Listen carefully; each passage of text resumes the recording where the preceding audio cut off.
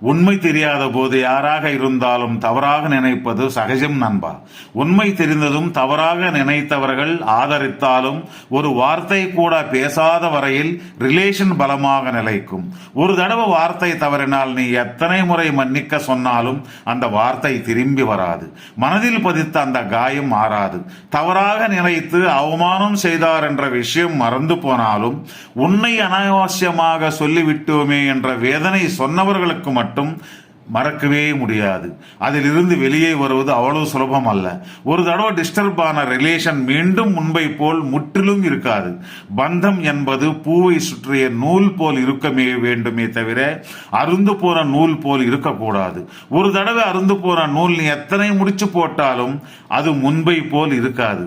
Relation கூட ஒரு தடவை அருந்து போனால் மீண்டும் பழையபடி வரவழைப்பது ரொம்ப கடினம். இது என்னுடைய அனுபவம் கூட.